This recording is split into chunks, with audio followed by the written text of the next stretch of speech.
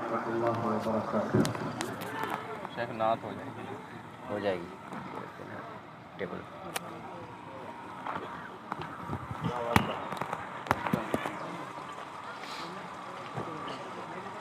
الحمد لله نحمده ونستعينه ونستغفره ونعوذ بالله من شرور أنفسنا ومن سيئات أعمالنا.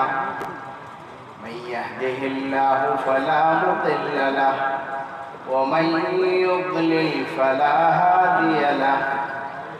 وأشهد أن لا إله إلا الله وحده لا شريك له وأشهد أن محمدًا عبده ورسوله. أما بعد فإن أصدق الحديث كتاب الله وأحسن الهدي هدي محمد صلى الله عليه وسلم وشر الأمور محدثاتها وكل محدثة بدعة وكل بدعة ضلالة وكل ضلالة في النار. أعوذ بالله السميع العليم من الشيطان الرجيم. بسم الله الرحمن الرحيم. واعبدوا الله ولا تشركوا به شيئا وبالوالدين إحسانا. وقال الله تعالى في موضع آخر: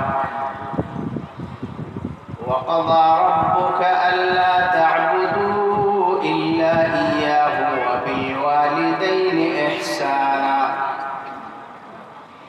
إما يبلغن عندك الكبر أحدهما أو كلاهما فلا تقل لهما أف ولا تنهرهما وقل لهما قولا كريما. واخفض لهما جناح الذل من الرحمة وقل رب ارحمهما كما ربياني صغيرا. نعت نبی صلی اللہ علیہ وسلم کے چند اشعار ملاحظہ فرمائیں. اور یہ وہ نعت ہے جو بیشتر میں پڑھتا رہتا ہوں اور لوگوں کی فرمائش بھی ہوتی ہے.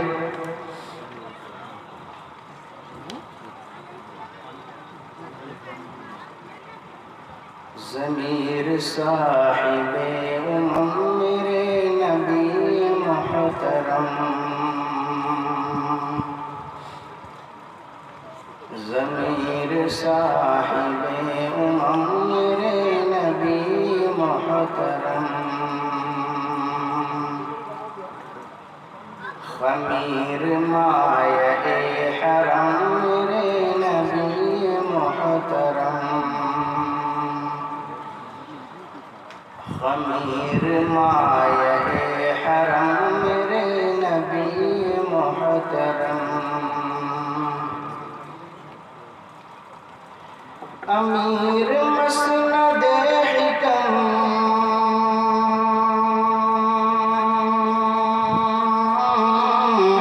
امیر مسند حکم میرے نبی محترم، میرے نبی محترم، میرے رسول محتشم میرے نبی محترم، میرے رسول محتشم میرے نبی محترم، وہ جس کو تحفہ دعا عطا کیا خلیل نے، وہ جس کو تحفہ دعا عطا کیا خلیل نے، وہ جس کے پیچھے خود پڑھی نماز جبرائیل نے، وہ قبلہ عرب عجم،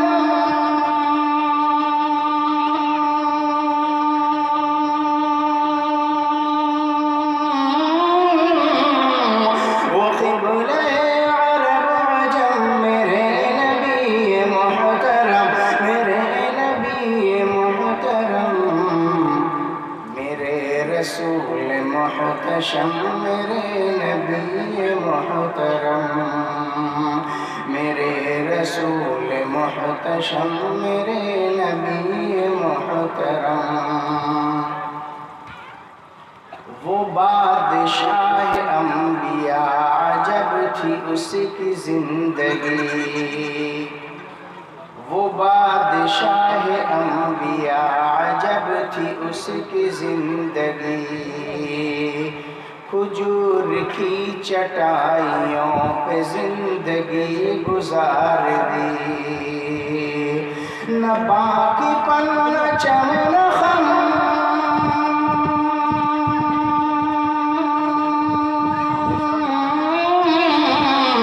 نہ باقی پن نہ چمن خم، میرے نبی محترم، میرے نبی محترم، میرے رسول محتشم میرے نبی محترم، میرے رسول محتشم میرے نبی محترم،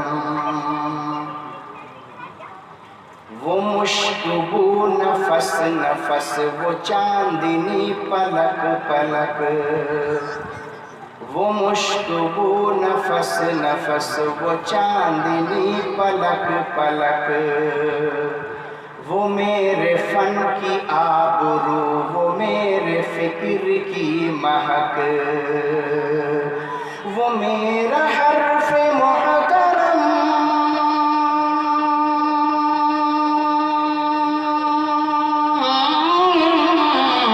وہ میرا حرف محترم، میرے نبی محترم، میرے نبی محترم، میرے رسول محتشم میرے نبی محترم، میرے رسول محتشم میرے نبی محترم،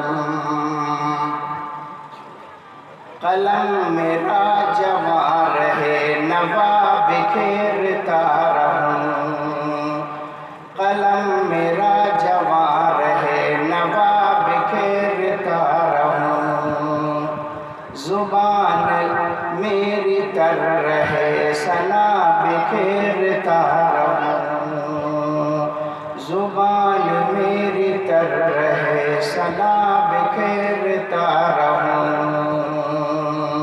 یہ لطف اور یہی کرم،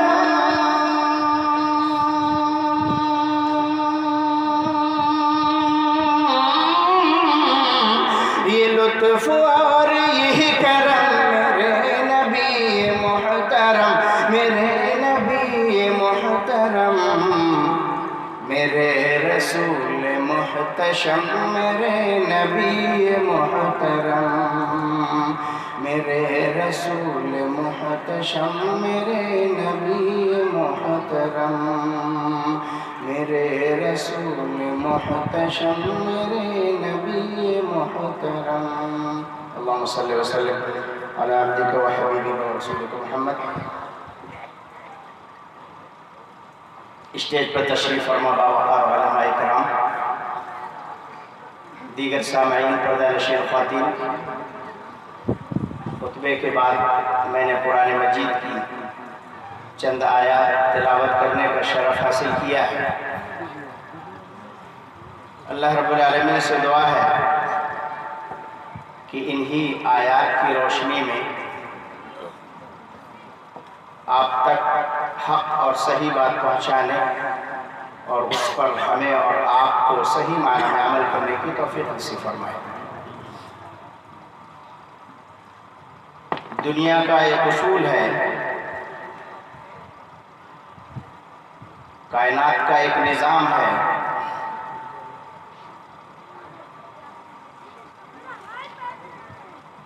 کہ جتنے بھی انسان دنیا میں جنم لیتے ہیں ان کی کچھ ذمہ داریاں ہوتی ہیں، ان کے کچھ حقوق ہوتے ہیں، ان کی کچھ مسئولیتیں ہوتی ہیں، خواہ وہ چھوٹا ہو یا بڑا ہو، جوان ہو یا بوڑھا ہو، مرد ہو یا عورت ہو، باپ ہو یا بیٹا ہو، بہو ہو یا بہن ہو، غرض یہ کہ ہر فرد کی کچھ نہ کچھ ذمہ داریاں ہوتی ہیں،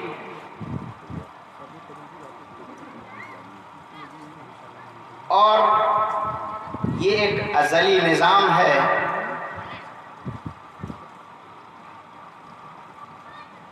کہ اگر ہر شخص اپنی اپنی ذمہ داریاں صحیح طرح سے نبھاتا ہوا چلے، اپنے اپنے حقوق کی ادائیگی صحیح انداز میں کرتا ہوا چلے،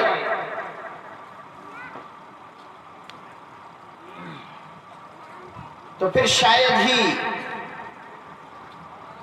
نظام میں کہیں خلل پیدا ہو، آپس میں لڑائی اور جھگڑے کی نوبت آئے، اختلاف و انتشار رونما ہو، گالی گلوچ کی ضرورت پڑے۔ غرض یہ کہ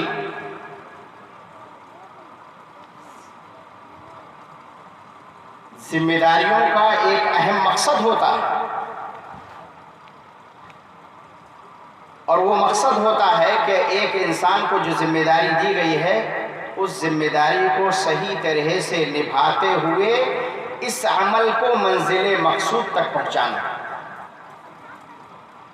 مثلا ایک مسجد ہے تو مسجد کی ایک کمیٹی ہوتی ہے، کمیٹی میں ایک صدر، نائب صدر، ناظم، نائب ناظم، یا مسجد کا متولی، خازن، محاسب، یہ ہوتے ہیں۔ مقصد کیا ہے کہ مسجد کا کام اچھے ڈھنگ سے چلے، مسجد میں جو ضرورتیں ہوں وہ اچھے انداز میں پوری ہوں۔ اسی طرح سے مدرسہ ہے، مدرسے میں ناظم، نائب ناظم، صدر، نائب صدر، اراکین، خازن، محاسب، 20-25 لوگ ہوتے ہیں، اور سب کی اپنی اپنی ایک ذمہ داری ہوتی ہے۔ مقصد یہ ہوتا ہے کہ یہ اراکین مدرسہ، یہ ذمہ داران مدرسہ اپنے اپنے حقوق کی صحیح انداز میں جو ذمہ داریاں انہیں سونپی گئی ہیں وہ ادا کریں، مدرسہ اچھے ڈھنگ سے چلے گا، کوئی پریشانی نہیں ہوگی۔ لیکن یاد رکھیں، اگر ذمہ داریوں کی ادائیگی میں، حقوق کی ادائیگی میں کوتاہی ہوئی، لاپرواہی ہوئی، گڑبڑ کی، تو مدرسے کے نظام میں خلل پیدا ہو جائے گا۔ جو مقصد تھا وہ مقصد حاصل نہیں ہوگا۔ سمجھ رہے ہیں بات؟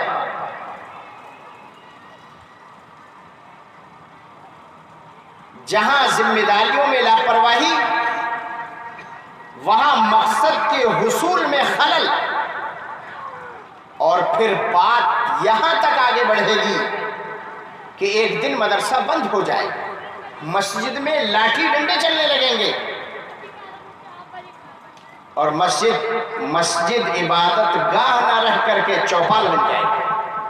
اور یہی ہوتا ہے آج کے ہمارے ماحول میں، یہ چیز واقع ہے، حقیقت ہے، انکار کریں یا اقرار، لیکن یہ موجود ہے کہ ہم اپنی ذمہ داریاں صحیح انداز میں ادا نہیں کرتے۔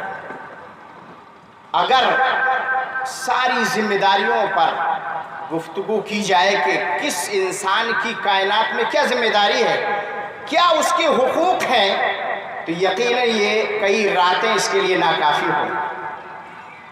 لیکن میں نے ایک ماحول کا بہت ہی چبھتا ہوا موضوع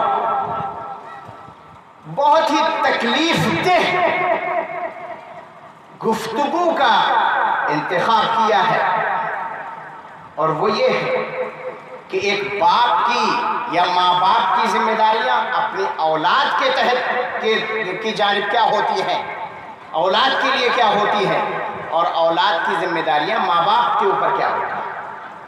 بہت اہم موضوع ہے اس وقت کا۔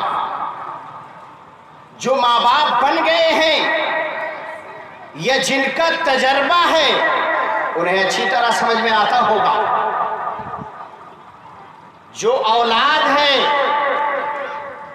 جو ابھی بچے ہیں، انہیں بھی سمجھ میں آئے گا۔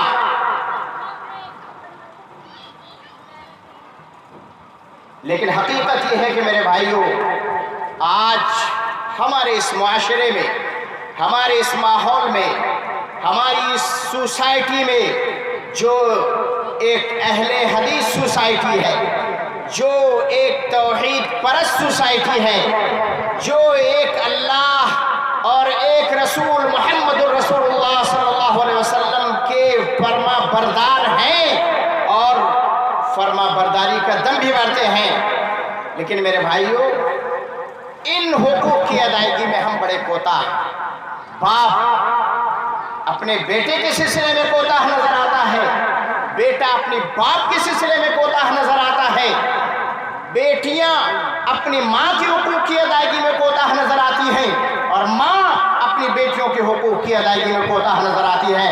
اور نوبت یہاں تک پہنچتی ہے کہ ایک وہ گھر جو جنت نما ہوتا ہے، جو گلاب کی طرح ہوتا ہے، جس گھر کے اندر سکون، پیار، محبت اور نور برستا ہے، اس پرامن ماحول کی وجہ سے وہ پورا کا پورا ماحول درہم برہم ہو جاتا ہے، تہس نہس ہو جاتا ہے، بگڑ جاتا ہے، اور وہ گھر جہنم کی مانند بن جاتا ہے۔ معلوم ہونا چاہیے ہر شخص کو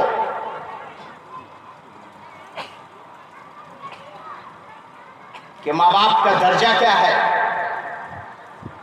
سب کو پتا ہے ماں باپ کا عظیم درجہ، لیکن آئیے ہم قرآن و سنت کی روشنی میں دیکھتے ہیں کہ ان کا درجہ اور ان کا مرتبہ کیا ہے۔ اور ایک بات بھی یہ بھی ذہن نشین رہے کہ کوئی بھی انسان دنیا میں ایسا نہیں ہے جس سے کوتاہی نہ ہو، جس سے غلطی نہ ہو، جس سے لغزش نہ ہو، جس سے لاپرواہی نہ ہو۔ کوئی انسان اس سے پاک نہیں ہے۔ اگر بشر ہیں، اگر انسان ہیں تو یقیناً کوتاہی ہوگی، یقیناً کوتاہی ہوگی، یقیناً ہم سے لغزش ہوگی، یقیناً ہم سے گستاخی بھی ہوگی، لیکن اس کا صحیح انداز کیا ہے، اس لغزش سے بچنے کا، اس کوتاہی سے دور رہنے کا طریقہ کیا ہے۔ آئیے ہم قرآن و سنت کی روشنی میں دیکھتے ہیں۔ سب سے پہلے ہم بات کرتے ہیں کہ ماں باپ کا درجہ کیا ہے۔ میرے بھائیوں، کائنات کے اندر سب سے عظیم ذات کس کی ہے؟ نہ کسی نبی کی ہے، نہ کسی ولی کی ہے، نہ کسی پیغمبر کی ہے، نہ کسی پیر کی ہے، نہ کسی بزرگ کی ہے، نہ کسی مرشد کی ہے، نہ کسی اور کی ہے، نہ میری ہے، نہ آپ کی ہے۔ کائنات میں سب سے عظیم ذات اگر ہے تو وہ اس رب کائنات کی ہے جس نے پوری کائنات کو پیدا کیا اور ہر شخص اور ہر چیز کو اس کا اپنا اپنا راستہ بتایا۔ سب سے عظیم ذات کس کی ہے؟ اللہ اکبر۔ اللہ سب سے عظیم ہے، سب سے بڑا ہے کائنات میں، سب سے بڑی ذات رب کائنات کی ہے۔ سب سے بڑی ذات کس کی ہے؟ رب کائنات کی ہے۔ اور دیکھو اللہ نے ارشاد فرمایا وَاعْبُدُوا اللَّهَ وَلَا تُشْرِكُوا بِهِ شَيْئًا وَبِالْوَالِدَيْنِ إِحْسَانًا۔ او لوگو، اللہ کی عبادت کرو، عبادت صرف اللہ رب العالمین کی کرو، اور اس کے ساتھ کسی کو شریک نہ کرو، اور والدین کے ساتھ حسن سلوک کرو۔ تین چیزیں ہیں، اللہ کی ہی عبادت کرو، شریک نہ کرو، والدین کے ساتھ حسن سلوک کرو۔ آیت میں غور کیجئے، بہت عظیم آیت ہے، یہ چھوٹا سا ٹکڑا ہے۔ अल्लाह ही की इबादत करो। आज पूरी दुनिया में अगर झगड़ा हो रहा तो सिर्फ इसी बात पर कि रब्बे कायनात की इबादत ही की जाए, किसी और की नहीं। सर झुके तो रब्बे कायनात के सामने झुके, मांगा जाए तो उस अल्लाह ही से मांगा जाए, दुआ की जाए तो उस अल्लाह से की जाए। जो भी अपनी हाजतें हो, जो भी ज़रूरतें हो, सब कुछ पेश की जाए तो उस रब्बे कायनात के सामने पेश की जाए। झगड़ा है किस पर? इसी पर झगड़ा है। इसी से नफरतें पैदा होती हैं, इसी से दूरियां पैदा होती हैं, इसी से लड़ाई झगड़े हो जाते हैं, मारपीट तक नौबत आ जाती है। और कितनी जगह, मैं खुद अपनी बात बताता हूँ, कई जगह मैं तकरीर करने गया तो पहले से लोग कान में आके कहते, अरे मौलाना तौहीद पे मत बोलना, थोड़ा सा हम मेल जोल करके रहते हैं, झगड़ा हो जाएगा। तौहीद पर बोलने से अगर झगड़ा हो, तौहीद पर गुफ्तगू करने से अगर फितना हो, तो फिर बात किस बात की जाए, किस मौजू पर गुफ्तगू की जाए? आप ही बताएं। मैंने उससे कहा आप बताएं या आप किसी और को बुला लें, बेहतर होगा। जब रब्बे कायनात की वहदानियत पर हम जुबान नहीं खोल सकते, रब्बे कायनात की तौहीद पर हम लबकुशाई नहीं कर सकते, जब रब्बे कायनात की किबरियाई पर हम बात नहीं कर सकते, तो फिर बात किसकी करेंगे? फरमाए इबादत करो अल्लाह रब्बुल आलमीन ही की, वला तुशरिकू बिही शैआ, किसी और को शरीक न करो, कुछ भी शरीक न करो। आगे चलता हूँ, जो असल मौजू है बिल वालिदैन इहसाना, फरमाया वालिदैन के साथ हुस्न सुलूक करो। यहाँ अल्लाह रब्बुल आलमीन ने अपनी जात के साथ वालिदैन का तज़किरा किया है। सबसे अजीम जात रब्बे कायनात की, और अल्लाह ने अपने साथ किसका तज़किरा किया? वालिदैन का। पता ये लगा कि रब्बे कायनात ने अपने साथ जिक्र करके ये बताया है और ये पैगाम दिया है उम्मत को कि सुनो पूरी दुनिया वालों कि माँ बाप का मकाम कोई ऐसा वैसा मकाम नहीं, माँ बाप का दर्जा कोई ऐसा वैसा नहीं, माँ बाप की मंजिलत कोई ऐसी वैसी नहीं, बल्कि माँ बाप का दर्जा तो इतना बुलंद है कि उनका तज़किरा मेरे साथ किया जाए। फरमाया वअबुदुल्लाह वला तुशरिकू बिही शैआ व बिल वालिदैन इहसाना। एक साथ तज़किरा करके बड़ा पैगाम दिया है। मिसाल से ऐसे समझ लें आप, छोटी सी, कि अगर चेयरमैन साहब अपने नाम के साथ किसी और को रख लें, अब्दुर्रहमान, मसलन अब्दुर्रहमान चेयरमैन हैं और अपने नाम के साथ किसी और का इश्तिहार में नाम लगवा दें कि भाई चेयरमैन साहब और फिर अब्दुल्ला साहब, तो अब्दुल्ला साहब तो फूले फूले फिरेंगे कि चेयरमैन साहब ने मेरा नाम अपने नाम के साथ रखा है। अल्लाह की मिसाल नहीं दी जा सकती, लेकिन सिर्फ ये समझने के लिए कि देखें किसी ज़ात के साथ एक दूसरी ज़ात का तज़किरा करने से उसका मकाम कितना बुलंद हो जाता है। लिहाजा रब्बे कायनात ने अपने नाम के साथ वालिदैन का तज़किरा करके ये पैगाम दिया है और ये बताया है कि वालिदैन का मकाम बड़ा ऊंचा है, बड़ा ही सरबुलंद है। इसी तरह नबी अलैहिस्सलातु वस्सलाम की फरमान से हमें ये पैगाम मिलता है कि रिज़ा रब्बी फी रिज़ल वालिद। नबी अलैहिस्सलातु वस्सलाम इरशाद फरमाते हैं कि अल्लाह की रज़ाजुई, अल्लाह की खुशनुदी वालिद की खुशनुदी में है। अगर वालिद राजी हो गया, अगर वालिद को तुमने खुश कर लिया, तो फिर अल्लाह रब्बुल आलमीन भी तुमसे राजी हो गया और खुश हो गया। इतनी बड़ी बात कि भाई अगर वालिद साहब राजी हो गए तो अल्लाह तुमसे राजी हो गया। पता ये लगा कि वालिदैन की रज़ाजोई ये अल्लाह की रज़ाजोई के हुसूल का जरिया और सबब। इसी तरह अल्लाह रब्बुल आलमीन ने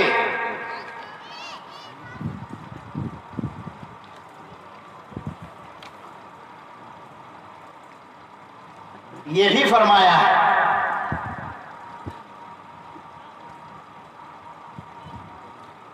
وصاحبہما فی الدنیا معروفا۔ سوال ذہن میں آتا ہوگا کہ مثلا اگر والدین ہم سے یہ کہیں کہ بھائی ایسا کرو بھائی آج نماز چھوڑ دو ظہر کی، آپ کہہ رہا ہوں مولوی صاحب کہ ہاں والدین جو کہیں ان کی خوشنودی میں ہی رب راضی ہو جائے گا، تو والد صاحب کہیں کہ ظہر کی نماز چھوڑ دو تو کیا چھوڑ دی جائے؟ کیونکہ والد صاحب کی خوشنودی تو اسی میں ہے کہ ظہر کی نماز چھوڑ دی۔ والد صاحب یہ کہیں نہیں بھائی فلاں جگہ جا کر کے ایک چادر چڑھا دو، میری خوشی اسی میں ہے، تو آپ کہو گے ہاں والد صاحب نے کہا میں تو اس لیے کر رہا ہوں، میرا دل تو نہیں چاہ رہا تھا، کیونکہ والد صاحب کی خوشنودی میں یہ اللہ کی خوشنودی ہے۔ نہیں، فرمایا اللہ نے وَإِن جَاهَدَاكَ عَلَىٰ أَن تُشْرِكَ بِي مَا لَيْسَ لَكَ بِهِ عِلْمٌ فَلَا تُطِعْهُمَا۔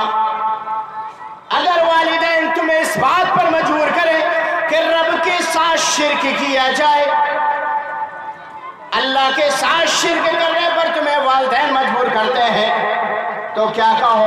فَلَا تُطِعْهُمَا، والدین کی بات نہیں مانی جائے گی۔ اللہ کے ساتھ شرک کرنے پر اگر والدین مجبور کر رہے ہیں تو والدین کی یہاں پر بات نہیں مانی جائے گی اور یہ نافرمانی نہیں ہوگی۔ غلط ہے، شرک عظیم گناہ ہے، اسی لیے حضرت لقمان نے اپنے بیٹے کو نصیحت کی تھی اور فرمایا تھا یا بنی لا تشرک باللہ ان الشرک لظلم عظیم، کہ اے میرے بیٹے شرک نہ کرنا کیونکہ یہ شرک بڑا عظیم گناہ ہے۔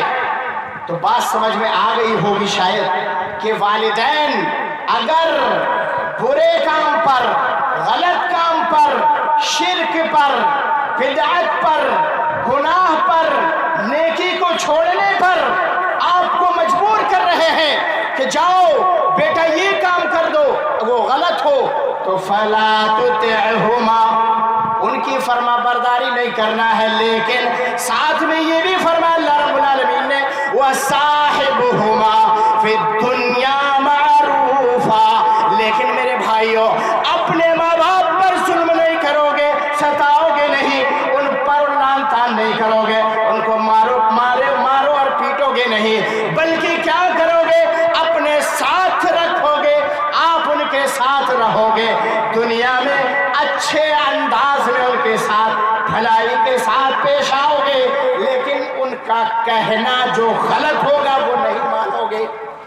اور نبی علیہ السلام نے اس کو دوسری حدیث میں ارشاد فرمایا لا طاعت لمخلوق فی معصیت الخالق، رب کائنات کی جہاں نافرمانی ہوگی اس نافرمانی میں کسی مخلوق کی فرما برداری نہیں کی جائے گی، چاہے وہ ماں باپ ہو، چاہے وہ دنیا کی کوئی بھی عظیم ہستی ہو، بات اس وقت تک مانی جائے گی جب وہ حق ہوگی اور نیکی کا حکم دیتے ہوں گے تب تک، اور جب غلط کا حکم دیں گے خلاص وہ بات نہیں مانی جائے گی، اور لیکن ان کے ساتھ حسن سلوک کیا جائے گا۔ یہاں سے یہ نقطہ ملتا ہے ہمیں کہ والدین کی فرما برداری ہمیں کتنی کرنا ہے کہ وہ برائی کا حکم دے رہے ہیں پھر بھی ہمیں نہیں چھوڑنا ہے ان کو، ہمیں ان کی رفاقت میں رہنا ہے، ہمیں ان کی مصاحبت میں رہنا ہے، ہمیں ان کی عزت کرنا ہے، ان کی تکریم کرنا ہے، ان کی بیماری میں ان کے کام آنا ہے، ان کی پریشانی اور ان کے دکھ کو سمجھنا ہے، اور ہر مصیبت جو بھی ان کی مشکلیں ہوں گی ان ساری چیزوں میں ہم ان کے کام آئیں گے اور بھلائی اور اچھے انداز میں ہم ان کے ساتھ رہیں گے۔ یہ ہوگا، یعنی اتنی مشکل کے باوجود والدین کو چھوڑنا نہیں ہے۔ اس سے بھی پتہ لگتا ہے کہ والدین کا مقام کتنا بلند ہے۔ اور میرے بھائی والدین کا مقام سمجھنے کے لیے آپ کو شاید یہ پتہ ہوگا کہ والدین اگر دعا کر دیں تو وہ بھی قبول ہو جاتی ہے، اور والدین اگر بد دعا کر دیں تو وہ بھی قبول ہو جاتی ہے، کوئی پردہ نہیں ہوتا بیچ میں۔ اور کتنی نافرمان औलाद वीरान हो गई, कितनों के घर उजड़ गए वालिदैन की बद्दुआ की वजह से। अव्वलन तो करते नहीं हैं, क्योंकि माँ बाप का दिल इतना नर्म होता है, इतना नर्म और नाजुक होता है कि बेटों की तकलीफ देने के बावजूद, बेटों के कांटे चुभाने के बावजूद भी वालिदैन कभी बद्दुआ के अल्फाज नहीं निकालते अपनी जुबान से। कहते हैं औलाद है, और औलाद का दर्द तो औलाद ही, माँ बाप ही समझ सकता है, और वो बाप समझ सकता है जिसके पास औलाद हो, लिहाजा कभी बद्दुआ का लफ्ज निकालते नहीं हैं। लेकिन बसा औकात गाहे बगाहे कभी ऐसा हो भी जाता है कि औलाद से जब आदमी ज्यादा तंग हो जाता है, जब ज्यादा ही परेशान हो जाता है, तो बद्दुआ कर भी देता है, लेकिन ऐसे वाक़यात कम ही मिलते हैं। तो समझ लें कि उसकी किस्मत खराब हो जाती है, दुनिया खराब होती है, आखिरत भी खराब होती है, घर भी वीरान होता है, माल और दौलत की बरकत चली जाती है, घर से रौनक खत्म हो जाती है। तो वालिदैन एक कीमती तोहफा है, एक अनमोल तोहफा है। मेरे भाइयों, जिसको मिले हैं कद्र कर लो, जिस पे नहीं है उनसे पूछो। जिनके वालिद नहीं है, इंतकाल कर गए हैं, उनकी बेटियां जवान है, बच्चे छोटे छोटे हैं, बाप का इंतकाल हो गया है, कमाने वाला कोई नहीं है, उन बच्चों से पूछो, उन बच्चों की माँ से पूछो जा करके। अगर माँ का इंतकाल हो गया है, बच्चे छोटे हैं, तो उन बच्चों के बाप से पूछो, या उन बच्चों के दिलों से पूछो कि हाँ कैसे रोते हैं, कैसे बिलखते हैं और कैसे तड़पते हैं, गैरों की गोदों में जाकर के बैठते हैं और कहते हैं ये हमारी माँ है, गैर की गोद में जाकर के बैठते हैं तो कहते हैं ये हमारे बाप हैं। किसी को बेचारे अब्बा कहते हैं, किसी को अम्मी कहते हैं। लेकिन मेरे भाइयों, इस तकलीफ और इस दर्द का एहसास उसी को होगा, उसी को होगा जो माँ बाप की अहमियत को, माँ बाप के दर्जे को, माँ बाप के मर्तबे को, माँ बाप के मकाम को समझता होगा। जो नहीं समझेगा उसके लिए कुछ नहीं है। और ऐसी कितनी मिसालें दूर नहीं हमारे इस मोहल्ले में मौजूद होंगी कि बाप का इंतकाल हो गया, बच्चे बिलख रहे हैं, माँ का इंतकाल हो गया, बच्चे रो रहे हैं, हम कहाँ जाएं, किसको माँ कहें, किसको बाप कहें, रो रहे हैं, गिड़गिड़ा रहे हैं। तो मिले हैं तो कद्र कर लो, मिले हैं, ये नेमत बार बार नहीं मिलती है, ये सर पे साया है, ये सरपरस्ती, ये निगरानी, ये देखरेख जो माँ बाप कर लेते हैं, कोई गैर आदमी आपको पैसे ले करके भी नहीं करेगा। आप लाखों की रकम उठा दीजिए, लेकिन कोई भी आपकी इस सरपरस्ती को उस अंदाज में नहीं कर सकता जो माँ बाप करते हैं। क्यों? कि आपकी तकलीफ, आपकी परेशानी, आपकी मुसीबत, आपका गम, आपके हर परेशानी को माँ बाप ने अपनी तकलीफ बना लिया। माँ बाप मेरे भाइयों कहने की बातें नहीं है, और ये बात हकीकत में हर शख्स को समझने की है कि जानते सब हैं, माहौल में मौजूद भी है कि देखो बच्चा रो रहा है, माँ दौड़ती हुई आ जाती है, चूल्हे पर रोटियां जल जाती हैं, बच्चे को देखने के लिए कि क्या हुआ, कौन सी तकलीफ हुई। क्यों? कि एक माँ का दिल तड़प उठता है अपनी औलाद के लिए कि आखिर हुआ क्या है। ये बचपने के हालात होते हैं, और जब बड़ा होता है तो बाप बेटा चाहे कितनी भी तकलीफ दे, कितने भी लाते घूसे खिलाए माँ बाप को, लेकिन अगर कोई मुसीबत आती है और सुन लेते हैं माँ बाप के अल्लाह ना करे कि मेरी औलाद को फला जगह एक्सीडेंट हो गया, ला कद्दर अल्लाह, तो वो क्या दौड़ते हुए चले जाते हैं, चाहे उसने कितना भी उनको सताया हो, कितना भी जुल्म किया हो। मेरे भाइयों, ये नेमत हमें दोबारा नहीं मिल सकती, ये नेमत हमें दोबारा नहीं मिलेगी। लिहाजा कद्र करो इस अनमोल तोहफे की, इस कीमती नेमत की। ये कीमती नेमत बार बार नहीं मिलेगी, एक ही मर्तबा जिंदगी में मिलती है। और जिसने माँ बाप की कद्र कर ली, माँ बाप की इस कीमती नेमत को समझ लिया, तो समझ लो कि उसने अपनी जन्नत संवार ली। दुनिया तो संवार ही ली, जन्नत संवार ली। माँ बेचारी, बाप बेचारे बूढ़े हो जाते हैं औलाद की खिदमत करते करते, लेकिन हाय अफसोस जब औलाद की खिदमत का मौका आता है, औलाद की बारी आती है, औलाद की नौबत आती है तो दामन झाड़ के अलग हो जाता है, बुढ़ापे का सहारा नहीं बनता, बुढ़ापे में बेचारे परेशान होते हैं, दर दर की ठोकरें खाते फिरते हैं, आंखों से कम नजर आ रहा है, पैरों से मजबूर है, दर्द रहता है, चल नहीं पा रहे हैं। कमाने के लिए बेटा एक था, बाप बेचारे कमजोर है तो क्या करे, कहां से खाएं, ये सारी मुश्किलें हैं हकीकत में, और ये सब हमारे मुआशरे के अंदर मौजूद है। हम अच्छी तरह इसको समझते हैं। रसूल सल्लल्लाहु अलैहि वसल्लम ने इरशाद फरमाया, रग़िमा अनफुहु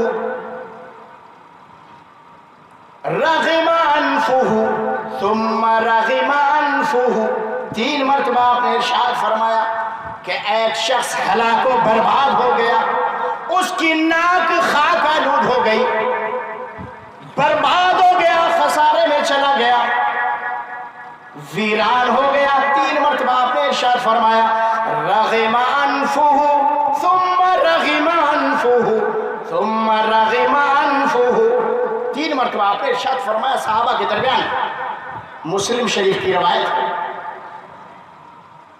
सहाबा ने अर्ज किया, क़ील मन या रसूल अल्लाह। फरमाया अल्लाह के रसूल सल्लल्लाहु अलैहि वसल्लम, जरा ये तो फरमाइए कि कौन हलाक व बर्बाद हो गया, कौन वीरान हो गया। क़ाल मन अदरक वालिदैहि इंदल किबरी अहदहुमा औ किलैहिमा सुम्मा लम यदखुलिल जन्नह। आपने 3 मरतबा इरशाद फरमाया, क्या हलाक हो गया, बर्बाद हो गया, वीरान हो गया, हलाक व बर्बाद हो गया। साहबा ने पूछा कि कौन? आपने फरमाया कि वो शख्स जिसने बुढ़ापे के वक्त अपने वालिदैन में से किसी एक को पाया या 2 को पाया, सुम्मा लम यदखुलिल जन्नह, और जन्नत में दाखिल ना हो सका। सुभान अल्लाह, कितनी अजीम बात है कि वालिदैन की खिदमत करके आदमी जन्नत में दाखिल हो सकता है बआसानी। जन्नत किसको नहीं चाहिए? हर इंसान जन्नत ढूंढता है। पूरी दुनिया आज मस्जिदों की तरफ अगर दौड़ रही है तो किस लिए? नमाज पढ़ने जा रहे हैं तो हम किस लिए? सदका कर रहे हैं तो किस लिए? ज़कात दे रहे हैं तो किस लिए? सिला रहमी कर रहे हैं तो किस लिए? कि भाई इसके बदले में हमें जन्नत मिलेगी। लेकिन घर में वालिदैन बैठे हैं बाहर, भाई अपने जाकर के सदका और ज़कात में मसरूफ़ है, उनकी खिदमत नहीं कर रहा। फरमाया कि ऐसा शख्स बर्बाद हो गया जिसने अपने वालिदैन की खिदमत नहीं की और जन्नत में दाखिल ना हो सका। बुढ़ापे पे पाने के बावजूद पता ये लगा कि वालिदैन की खिदमत अगर कोई करेगा, बुढ़ापे पर चाहे 1 को मिले या 2 मिल जाए, दोनों की खिदमत करके जन्नत में इंसान बआसानी दाखिल हो सकता है। तो वालिदैन का मकाम ऊंचा हुआ ना।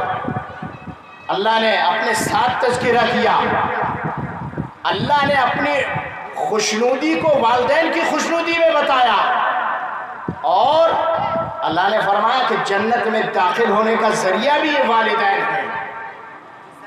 बड़ी अजीम बात है, लेकिन समझने वाले के लिए हर इंसान समझता नहीं है।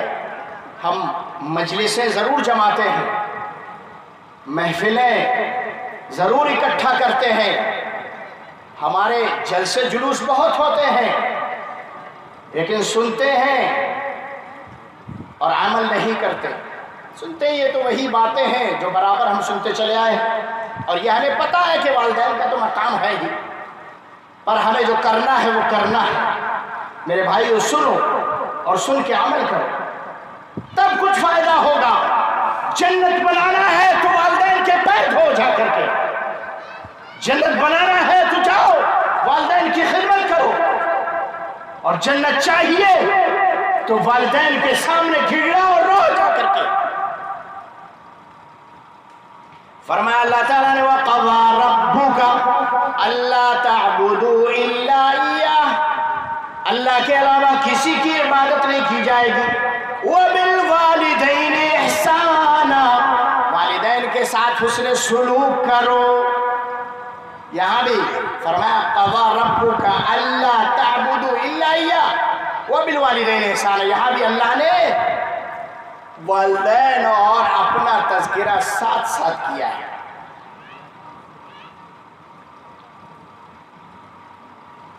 इम्मा यबलुगन्ना इंदकल किबरा अहदुहुमा औ किलाहुमा फला तकुल लहुमा उफ वला तनहरहुमा। जब वालिदैन में से कोई एक या दोनों बुढ़ापे को पहुंच जाए, फला तकुल लहुमा उफ, उनको उफ भी ना कहो। डांटना तो बहुत दूर की बात है, लड़ाई झगड़ा करना तो बहुत दूर की बात है, बुरा भला कहना तो बहुत दूर की बात है, उफ तक न कहो। अगर वालिदैन ने कोई गलत बात कह भी दी है तो उसको आमन्ना व सद्दक़ना कह लो और फौरी तौर पर अपने आप को खामोश कर लो, बाद में उसका हल निकल आएगा। फरमाया फला तकुल लहुमा उफ, इससे छोटा कलमा और कोई है? उफ से शायद इससे छोटा और कोई कलमा नहीं होगा। उफ ये हम बोलते हैं, हमारी जुबान में भी मौजूद है। उफ बोलते हैं, उफ ऐसे कैसे कर दिया, कोई गलत काम हो जाता है उफ, उफ तक न कहो। फिर जो घर से थक्के मार के निकाल दे वालिदैन को, बीवियों के कहने में आकर के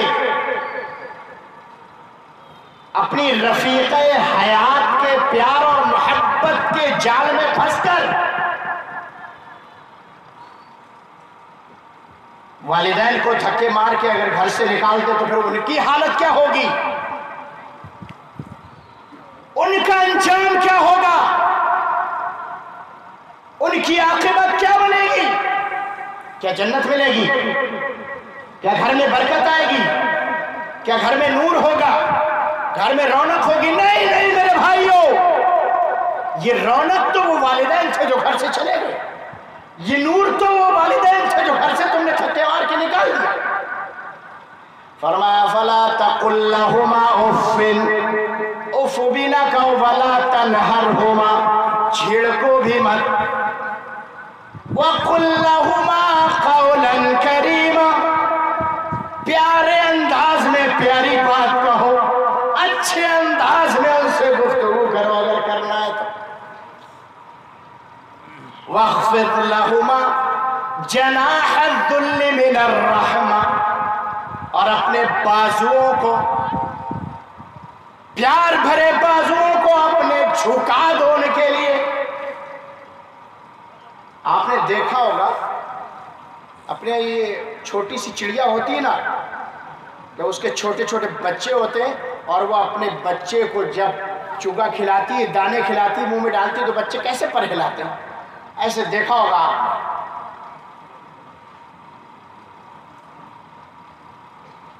वालिदैन के सामने अपने बाजुओं को ऐसे झुका दो कि हाँ अब्बा अम्मा जो भी आप कह रहे हो, हम आपके ताबे फरमान हैं, हम आपके बागी नहीं और आपसे दूर नहीं।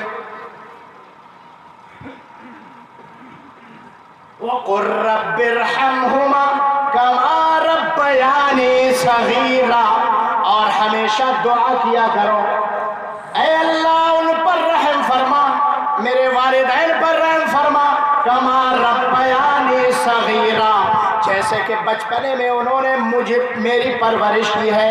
अल्लाहु अकबर, ये परवरिश बचपने में वालिदैन ने कितनी मशक्क़तें उठाई हैं मेरी परवरिश में, कितनी मुसीबतें झेली है। पेट में माँ ने 9 महीने अपने रखा है बच्चे को, कितनी मशक्क़तें होती हैं और कितनी परेशानियां होती हैं, ये शादीशुदा लोग जानते होंगे कितनी परेशानियां होती हैं, और मुख्तलिफ किस्म की परेशानियां, एक परेशानी नहीं होती। एक माँ जो अपने पेट में 9 महीने तक एक बच्चे को रख रही है, और कितनी ऐसी होती है साकत भी करवा देती हैं, लेकिन अल्लाह के यहाँ ऐसी औरतें सजाएं भुगतने के लिए तैयार रहे, कत्ल की सजा है। और वो बच्चा कल सवाल कर लेगा कि मुझे अम्मी जान मुझे किस लिए मार दिया था दुनिया में आने से पहले ही, मुझे पेट में किस लिए तुमने दरगोर कर दिया था, ये सवाल हो जाएगा। लेकिन माँ, वो माँ जिसने अपने पेट में 9 महीने तक उस बच्चे को रखा, मुख्तलिफ परेशानियां उठाई, मुख्तलिफ मशक्क़तें उठा करके 9 महीने झेले, 1-2 दिन नहीं, 1-2 हफ्ते नहीं, 1-2 महीना नहीं, 9 महीने तक मशक्क़तें उठाती रही। और उसके बाद मरहला विलादत का मरहला, पैदाइश का मरहला भी कितना मशक्क़त होता है, ये हर इंसान जानता है कि किस तरह से पैदाइश होती है, कितनी परेशानियां होती है। किसी के ऑपरेशन से हो रहे हैं, किसी के नॉर्मल हो रहे हैं, लेकिन कितनी परेशानियां होती हैं, ये जिनके साथ गुजरती है वो जानते हैं कितनी परेशानी होती है। ये मशक्क़त उठाई किसने? एक माँ ने जन्म दिया, पैदाइश भी हो गई, बच्चे की चीख कान में पड़ती है, माँ बिलबिला उठती है और उसका दूध लेने के लिए दौड़ती है कि कहीं मेरा बच्चा भूखा तो नहीं।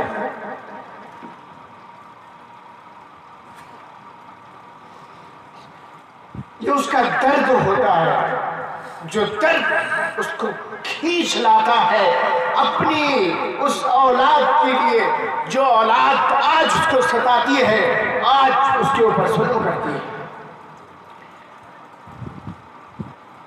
तो चीख पड़ रही है कान में, माँ दूध लेकर के दौड़ती है, दूध मंगवाती है, कहीं बच्चा भूखा ना हो। बच्चे ने पेशाब कर दिया, माँ गीली जगह में लेट गई और बच्चे को सूखी जगह में लिटा दिया। पूरी रात गुजर जाती है, बच्चे ने लेट्रिन कर दी, बिस्तर एक ही है, तंग है हालात, माँ उसी जगह बेचारी पूरी रात गुजार देती है कि बच्चे के सुकून के लिए, कि बच्चे को कोई परेशानी ना हो।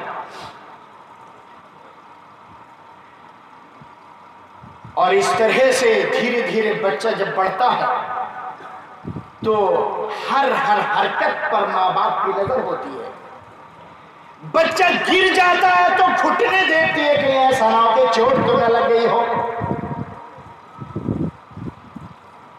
चलना जब शुरू करता है, कभी मलहम लगाती है, कभी पैरों को दाबती है। एक काम नहीं है मेरे भाइयों, उस माँ की कुर्बानियां पूछो। और ये सब हम जानते हैं, ऐसा नहीं है, हमारे सामने मौजूद है। माँ का मकाम कोई ऐसे ही बड़ा नहीं है, अल्लाह ने कोई ऐसे ही उनको इतना ऊंचा मकाम नहीं दिया है। बच्चा बड़ा हुआ, साल का हुआ, उसके बाद उसके खाने की फिक्र करती है। बच्चे के अभी दांत नहीं निकले, संभल करके 1-2 दांत निकले हैं तो लुकमा चबा करके उसके मुंह में रखती है कि ऐसा ना हो कि इसका हाजमा खराब हो जाए और ये पेट खराब कर दे तो बच्चे की तबीयत बिगड़ जाए। अल्लाह अकबर। एक एक कदम पे आप देखते चले, 2 साल का हो जाता है बच्चा, बोलने लगता है, दौड़ने लगता है, तो फिर उसकी हरकत पर नजर रखती है कि कहीं कोई इसको पैर में कांटा न चुभ जाए, क्योंकि ये चलने लगा। आप शुरू से देख रहे हैं मां की कुर्बानियां। मां को क्या मिला? क्या मिला एक मां को?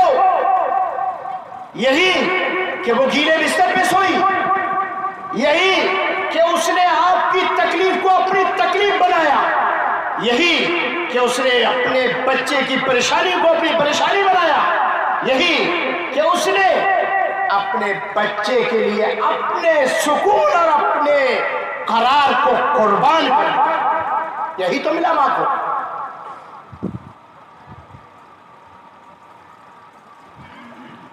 और धीरे धीरे बच्चा जवान होता है,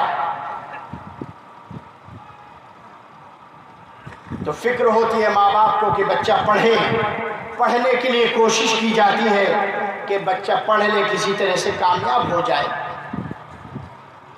اور اس طرح سے پھر شادیوں کی اور پھر دیگر مراحل ہیں۔ غرض یہ کہ ماں باپ ہر طرح کی قربانی بچے کو کے لیے دیتے ہیں۔ کیوں دیتے ہیں؟ اس لیے تاکہ ہمارا بچہ سکون سے رہے، ہمارا بچہ سکون کی زندگی گزارے۔ لیکن بچہ جب بڑا ہوتا ہے تو ماں باپ کو صلہ کیا دے رہا ہے؟ ماں باپ کو اس کا کیا بدلہ دے رہا ہے؟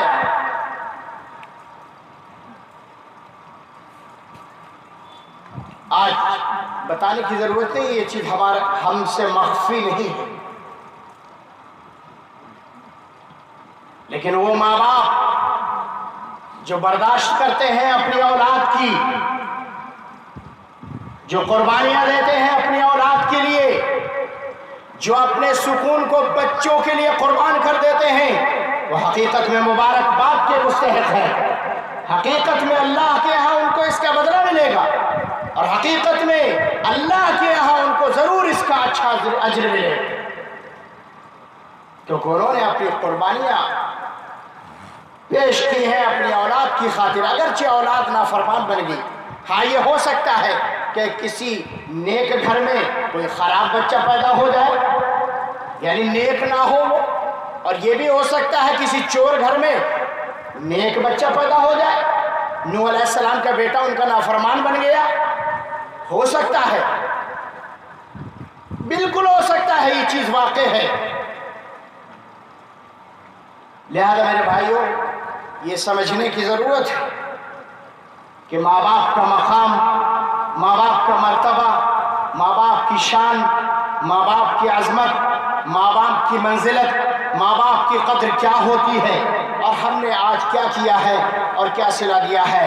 آئیے میں آپ کو یہ بھی بتاؤں، ابھی تک تو ہم یہ سن رہے ہیں کہ ماں باپ کا مقام کیا ہے، لیکن اب میں آپ کو یہ بتاتا ہوں کہ ماں باپ کے لیے ہمیں کیا کرنا چاہیے، ایک اولاد کو کیا کرنا چاہیے۔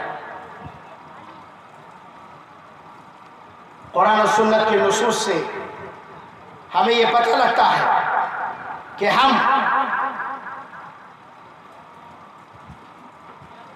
ماں باپ کے ساتھ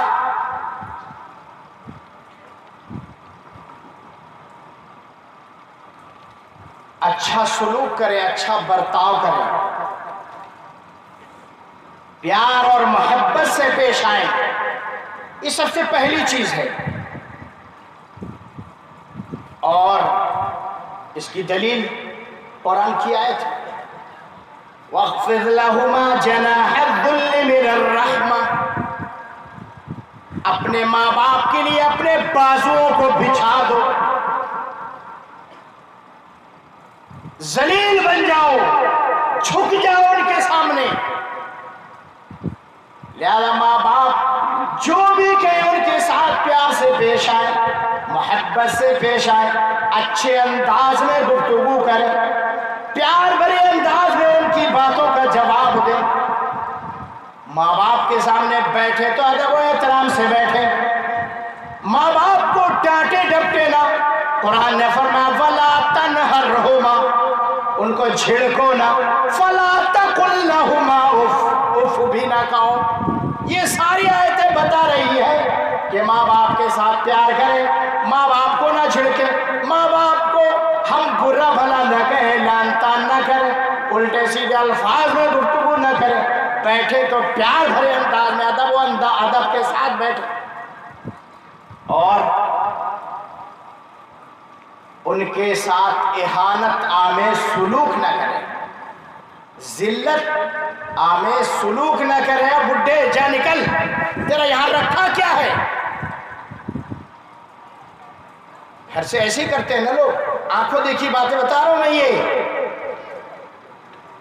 ارے تیرا بڈھے یہاں کیا رکھا ہے، جا نکل، ایسے کرتے ہیں ہم۔ جو باپ ہمارے سر کا تاج ہے،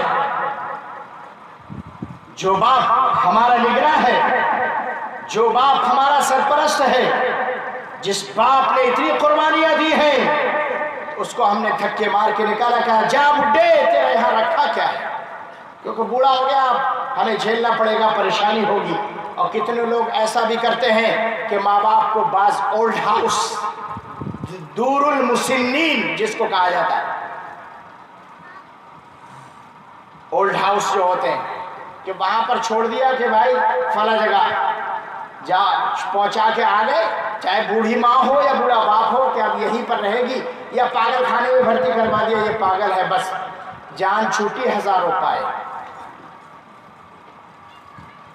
ایسا نہ کرو بھائی، یہ ماں باپ جنت میں لے جانے کا ذریعہ ہے، یہ ماں باپ جو دعا کر دیں گے وہ قبول ہو جائے گی، اس سے بہتر ہمیں اور کیا چاہیے۔ اور جب تک ماں باپ ہیں ہماری سر پر سایہ اور سرپرستی ہے، اور جب ماں باپ دنیا سے چلے جائیں گے تو پھر ہم روتے پھریں گے، پھر ہم نیازیں کرتے پھریں گے، پھر ہم دیگے پکواتے پھریں گے، کس لیے؟ ارے وہ والد صاحب کا انتقال ہو گیا تو ان کے لیے تھوڑی نیاز بنوائی ہے، ان کے لیے تھوڑی فاتحہ کروائی ہے۔ ارے کاہے کو جب وہ دنیا میں زندہ تھے تب تم نے ان کی ایک بات نہ سنی، تب تم نے ان کی کبھی فرما برداری نہیں کی، اور آج آئے ہو نیاز پکوا کر بانٹنے کے لیے، آئے ہو تیجے 40ویں کرنے کے لیے، آئے ہو چہلم اور برسی منانے کے لیے، لیکن زندگی میں ہم نے کبھی فرما برداری کی نہ سوچی، زندگی میں ڈانٹتے ڈپٹتے رہے، زندگی میں ہم ان کے اوپر اکڑتے رہے، زندگی میں ہم نے انہیں ہمیشہ دبا کر کے رکھا، اپنی بات ہمیشہ منوائی کی، نہ کہ ہم نے ان کی کبھی مانی۔ لیکن انتقال کے بعد بھی ہم ان کے لیے بہت کچھ کر سکتے ہیں، ہم ان کے لیے نبی علیہ الصلوۃ والسلام اور قرآن کی آیات کی روشنی میں ہم جو ہے ان کے لیے دعائیں زیادہ سے زیادہ کر سکتے ہیں، ہم ان کے لیے مغفرت کر سکتے ہیں، بخشش طلب کر سکتے ہیں۔ قرآن میں اللہ نے ارشاد فرمایا رب اغفر لی ولوالدی وللمؤمنین، اے رب، اے اللہ مجھے اور میرے والدین کو بخش دے اور مومنین کو۔ یہ قرآن کا ارشاد ہے، لہذا ہم یہ دعا کر سکتے ہیں، اور دعا کر سکتے ہیں رب ارحمہما کما ربیانی صغیرا، اے اللہ تو ان پر رحم فرما جیسے بچپنے میں مجھے انہوں نے بڑے پیارے انداز میں، اچھے انداز سے پالا تھا۔ ہم یہ دعا کر سکتے ہیں ان کے لیے، اور ہم ان کے لیے صدقہ جاریہ بھی کر سکتے ہیں۔ نبی علیہ الصلوۃ والسلام کی حدیث ہے اذا مات الانسان انقطع عنه عمله الا من ثلاث، صدقة جاریہ او مال ومال ينتفع به او ولد صالح يدعو له، کہ جب انسان دنیا سے انتقال کر جاتا ہے تو سارے اعمال اس کے منقطع ہو جاتے ہیں سوائے 3 چیزوں کے، 3 اعمال کے۔ کون سے؟ ایک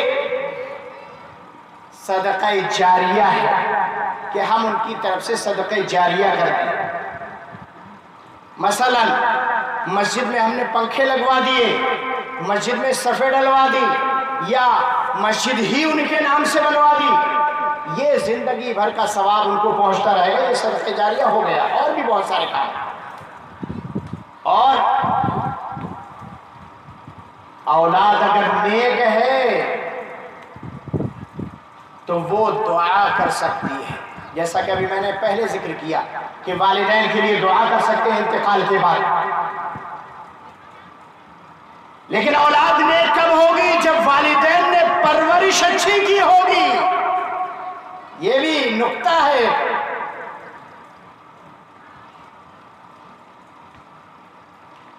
تو صدقہ جاریہ اگر ہم کریں گے تو انشاءاللہ والدین کو ثواب پہنچے گا۔ ہم دعا کریں گے والدین کے لیے، اگر ان پر روزے کچھ باقی ہیں، فرض روزے قضا، تو ہم ان کی طرف سے ادا کریں گے، روزے رکھیں گے۔ اگر حج اور عمرہ کر سکتے ہیں، ہماری طاقت ہے، تو ان کی طرف سے ہم حج اور عمرہ کریں گے۔ یہ نیک اعمال ہیں جو ان کی طرف سے کیے جا سکتے ہیں اور کرنا چاہیے اگر اولاد طاقت رکھتی ہے تو۔ باقی اس کے علاوہ جو بھی ہے وہ سب علم گلم کرنے کی ضرورت نہیں ہے، کرو وہ جو رب کائنات نے اپنے فرمان میں بتایا ہے، یا محمد الرسول اللہ صلی اللہ علیہ وسلم نے اپنے فرمان میں واضح اعلان کر دیا ہے، وہ کرو اور وہ کافی ہے۔ اگر کرے آدمی تو وہ کافی ہے، ادھر ادھر کی چیزوں کے کرنے کی ضرورت نہیں ہے۔ اسی طرح سے والدین نے اگر کوئی نذر مانی ہے کہ ہاں اگلے سال اگر میں زندہ رہا تو یہ کام کروں گا، اور اتفاق سے ان کا انتقال ہو گیا، تو پھر آپ اس نذر کو پورا کریں، یہ آپ کا حق ہے، آپ اولاد ہیں ان کی۔ اسی طرح سے والدین کے جو دوست و احباب ہیں، جو رشتہ دار ہیں، ان سے آپ تعلقات بڑھائیے، ان کی بھی عزت کیجئے، صرف اس لیے کہ وہ والدین کے رشتہ دار اور دوست و احباب ہیں، ان کی بھی عزت کریں۔ یہ ہمارا واجبی فریضہ ہے، اخلاقی ذمہ داری ہے۔ یہ سب ہم کر سکتے ہیں ان کے انتقال کے بعد۔ اب تک کی گفتگو سے پتہ یہ لگا کہ والدین کا مقام بڑا ہی اونچا و اعلیٰ ہے، والدین کا مرتبہ بڑا ہی بلند ہے، والدین کا تذکرہ اللہ نے خود اپنے ساتھ کیا ہے، والدین کے بارے میں خود رب کائنات نے جا بجا قرآن میں گفتگو کی ہے اور ان کے مرتبے کے بارے میں بتایا ہے۔ والدین کے انتقال کے بعد ہم ان کے لیے کیا کر سکتے ہیں، اور والدین نے ہمارے لیے کیا کیا قربانیاں دی ہیں، یہ ساری چیزیں ابھی تک ہمیں پتہ لگی ہیں۔ لیکن ایک گفتگو بس میں کر کے انشاءاللہ بات ختم کرتا ہوں، شاید کہ آپ لوگ بھی تھک گئے ہوں گے اور رات بھی کافی لمبی ہو چکی ہے۔ وہ یہ کہ والدین کی ذمہ داری اپنے اولاد کے لیے کیا ہے۔ ابھی تک تو یہ بھائی اولاد کی ذمہ داریاں تھیں، اولاد کی ذمہ داریاں والدین کے لیے، کہ اولاد کو اپنے والدین کے لیے کیا کیا کرنا چاہیے، سر تسلیم خم کر دو، بس ہاتھ پیر باندھ کر اپنے آپ کو والدین کے سامنے ایسے کر دو، بس یہی ہے سب کچھ خلاصہ پوری گفتگو کا۔ اور اگر غلط چیز کا حکم دے دیں تو بات مت مانو، لیکن اچھے انداز سے ان کے ساتھ رہو۔ البتہ اب والدین کی ذمہ داری کیا ہے اپنے بچوں کے لیے؟ پہلی چیز جو اہم ہے اور اس کا اثر بھی پڑتا ہے، سب سے اچھی چیز کہ بچے کا سب سے بہتر نام رکھا جائے، نام اچھا رکھا جائے۔ بچے کی ولادت ہو رہی ہے، گھر میں خوشی کا ماحول ہے، اور نبی علیہ الصلوۃ والسلام کی سنت کے مطابق بچے کا نام رکھنا ہے، لہذا نام اچھے رکھو۔ اور اچھے ناموں میں نبی علیہ الصلوۃ والسلام نے خود ارشاد فرمایا ان احب اسمائکم الی اللہ عبداللہ و عبد الرحمن، لیکن اب سارے عبداللہ اور عبد الرحمن تو نہیں ہو سکتے۔ اچھے نام یعنی اچھے معنی والے نام رکھو۔ لیکن آج ہم دیکھیں اپنے ماحول میں ایسے ایسے نام لوگ رکھتے ہیں کہ پتہ ہی نہیں لگتا یہ مسلم کا ہے یا غیر مسلم کا ہے، لٹو پٹو پپو چپو پتہ نہیں کیا کیا، ایسے ایسے نام جو سن کر کے افسوس ہو رہا ہے کہ واقعی یہ بھی کوئی نام ہے۔ ایک صاحب نے نام رکھا بھائی لاریب رکھ دیا۔ کیوں نام رکھا؟ کہ بھائی لاریب یہ قرآن میں آیا ہے، بھیا قرآن میں آیا۔ ایک صاحب نے نام رکھ دیا منتشا۔ کیوں رکھا بھائی؟ ارے قرآن میں آیا منتشا۔ تو کیا مطلب؟ قرآن میں جو بھی لفظ آئے وہ سب اچھے ہیں، ہاں یہی مفہوم سمجھا انہوں نے۔ اب لاریب کا مطلب کیا ہے؟ لاریب کوئی نام تھوڑی ہے، لا کے معنی نہیں اور ریب کے معنی شک، یعنی شک اور نہیں دونوں کو ملا دیا۔ یہ قرآن کا ایک لفظ ہے جس کا یعنی نام نہیں ہے۔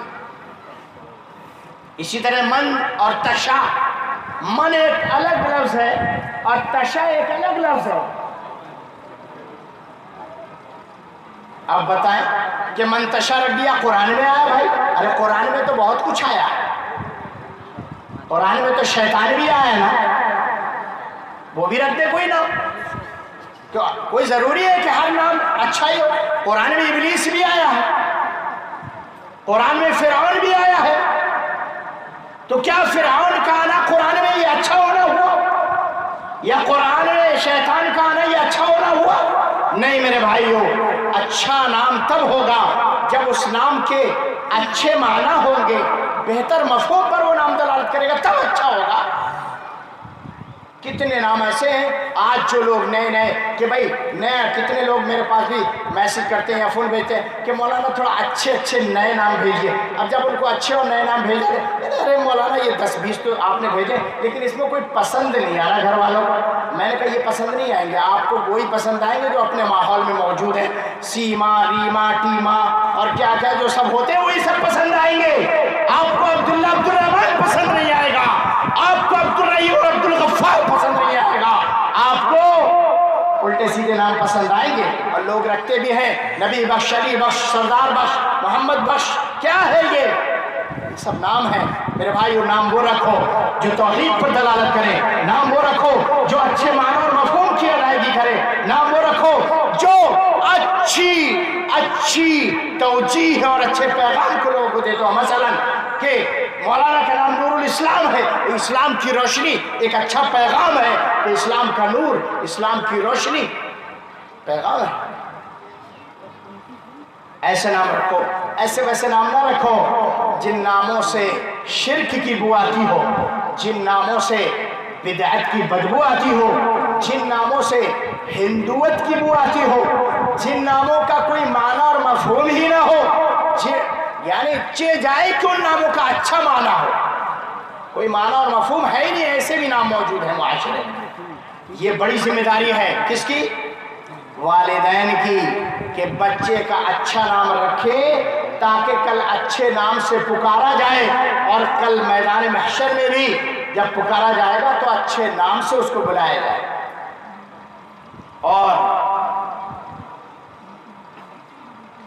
जब बच्चा जवान हो जाए, जवान होने के बाद माँ बाप की जिम्मेदारी है कि बच्चे की शादी करें। लिहाजा शादी करते वक्त पहले हमें ये देखना है कि किस लड़की से शादी करना है।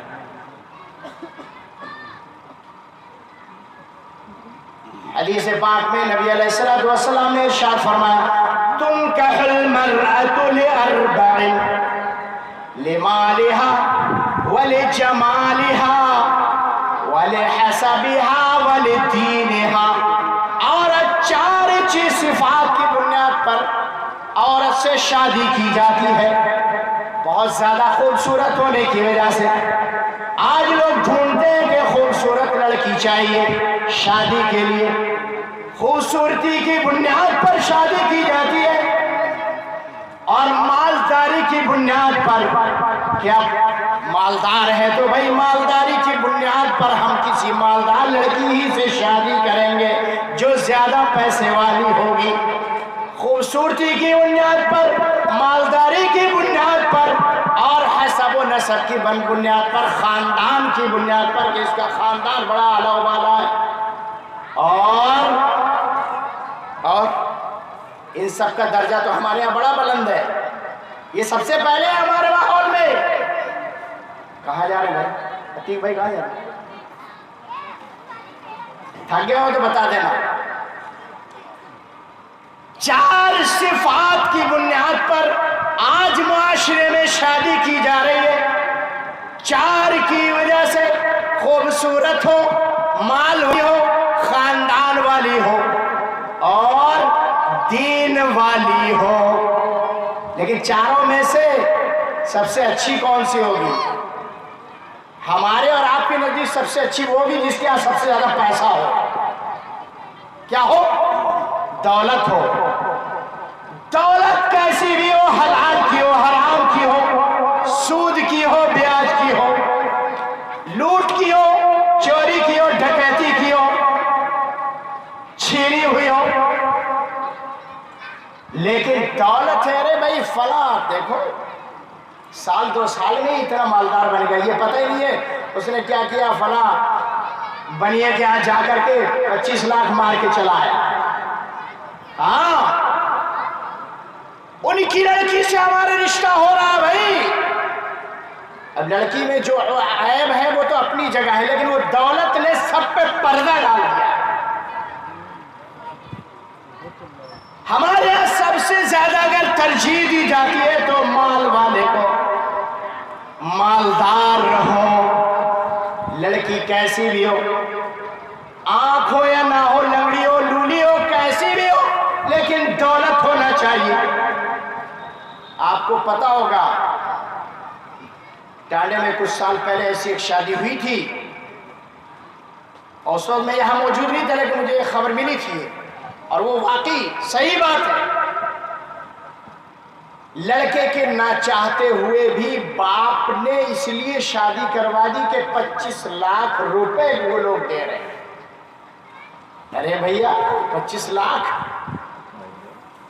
एकदम मजा आ गया। ये थोड़ी पता कहां से लाए हो, कभी ये नहीं पूछा होगा कि हराम के है कि हलाल के है, सूद के है या किस चीज के। नहीं, मालदार है भाई, इसलिए ये हमारे यहाँ सबसे पहला दर्जा है।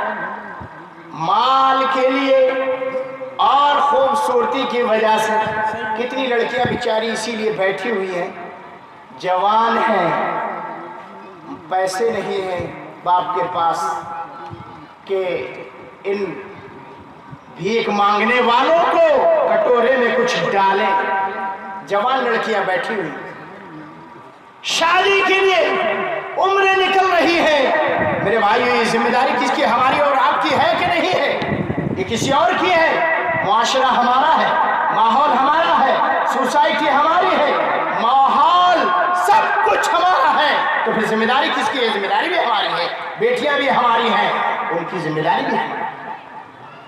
तो माल की वजह से आज कितनी लड़कियां बैठी हैं बेचारी की उनकी शादी नहीं हो रही, जवान है, उम्र गुजर रही है। काश के कोई गरीब आदमी आता बेचारा शादी कर लेता, लेकिन नहीं। हम में से जो सबसे घटिया दर्जे का बेदीन आदमी होगा उसकी भी डिमांड ये होगी, क्या?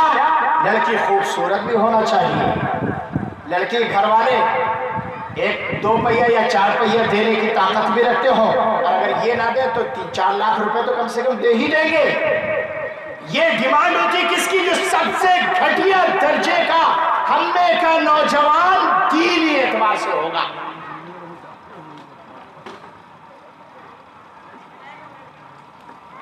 जनाब, माहौल देख करके दर्द होता है दिल में। सोचते हैं कि अपने ईमान को कैसे महफूज रखा जाए इस गंदे माहौल से, अपने बच्चों की परवरिश कैसे की जाए इस माहौल के अंदर। अफसोस होता है। हम अहले हदीस हैं मेरे भाइयों, लिहाजा अहले हदीस बन करके रहो, अहले सुन्नत बन करके रहो।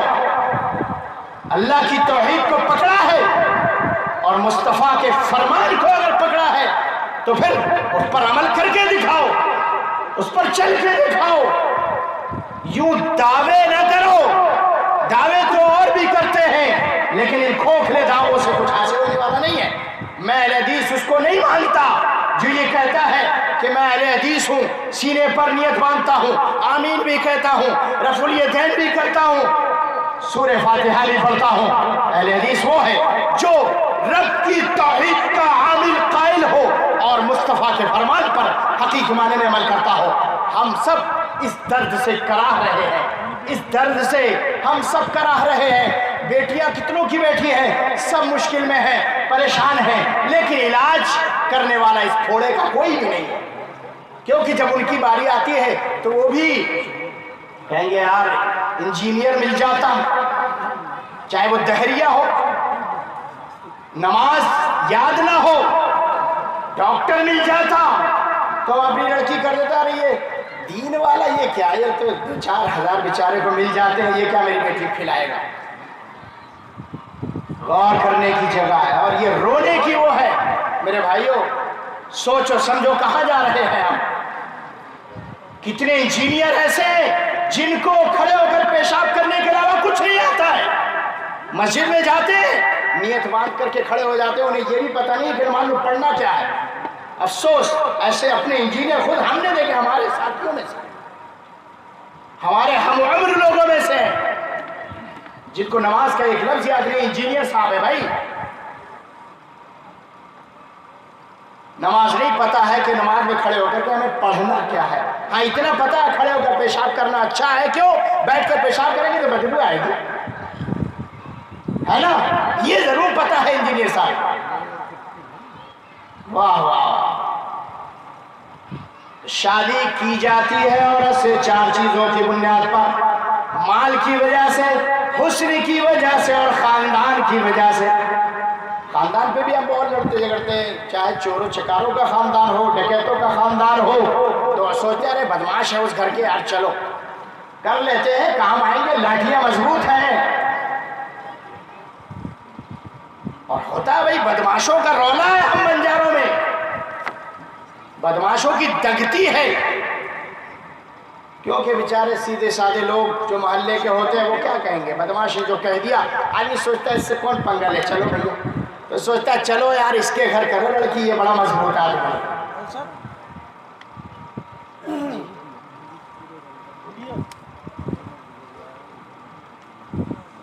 تو مال کی وجہ سے، خوبصورتی کی وجہ سے، اور حسب و نسب خاندان کی وجہ سے، اور دین کی وجہ سے، جو بیچارہ سب سے کمزور ہے،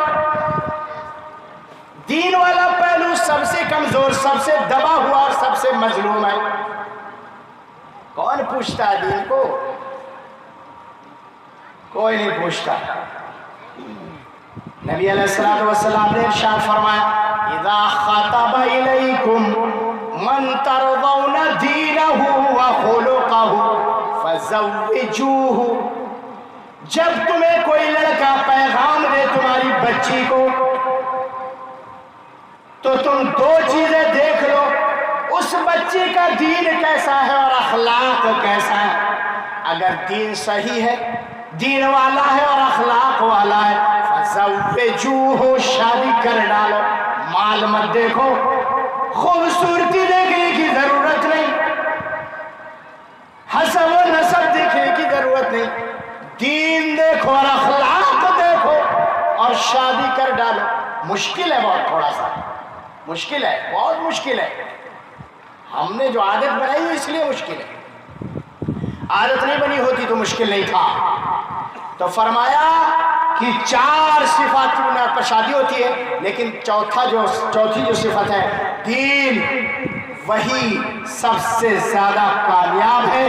وہ شخص جو دین والی عورت سے شادی کرے گا اور کامیاب ہے انشاءاللہ، دنیا میں بھی آخرت میں بھی، اگرچہ لوگوں کی نگاہ میں وہ ناکام ہی کیوں نہ ہو، لوگوں کی نگاہ میں وہ حقیر ہی کیوں نہ ہو، لوگوں کی نگاہ میں وہ ذلیل ہی کیوں نہ ہو، دین اگر جس کے پاس ہے تو سمجھ لو کہ وہ دنیا میں بھی کامیاب ہوگا انشاءاللہ اور آخرت میں بھی کامیاب ہوگا۔